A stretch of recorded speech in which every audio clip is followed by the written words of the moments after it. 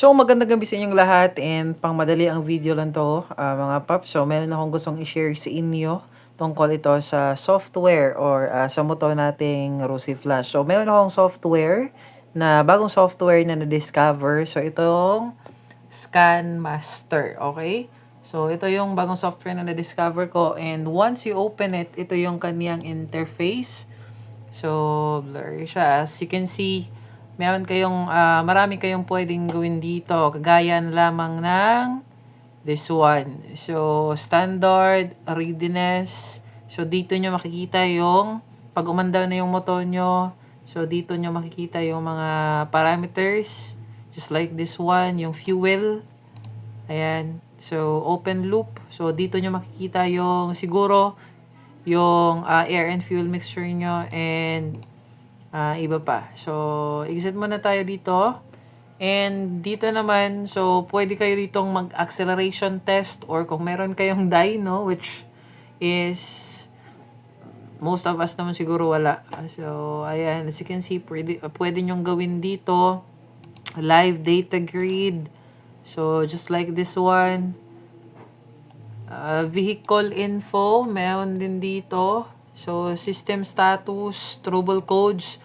So, basically guys, itong software na discover natin is gumagana siya sa Delphi ECU. Pwede rin siya, na-research ko, based sa research ko, pwede rin siya sa ECU ng bagong Rusi Flash at Rusi Flame 150X ngayon na Bosch MS 8.0. So basically, hindi siya tuning software. Okay? Hindi siya tuning software.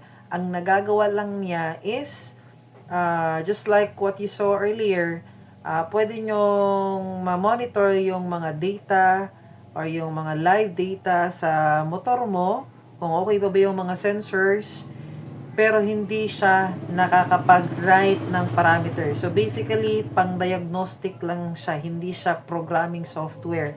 So pwede siyang gawing scanner. Kaya nga Scan Master kasi pwede kayo dito mag-delete ng trouble codes just like this one. As you can see, trouble codes. Then pwede nyo yung tingnan yung performance ng oxygen sensor ninyo. So, meron ditong lean and meron ditong reach. So, kapag optimize, dito lang yan banda sa baba. So, of course, I'm telling you this para aware kayo and hindi pa natin actually to na-try. But tomorrow, susubukan natin and aantabayanan nyo yung gagawin natin tomorrow.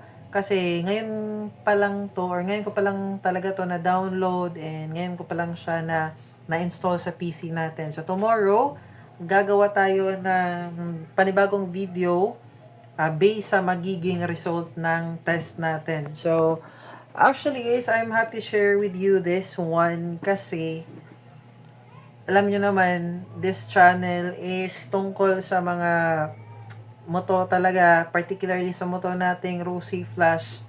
So, I am optimizing ang tawag nito, basta ginawa ko to para makatulong sa inyo so that you can have also an idea if ever gusto nyo ng mga ganitong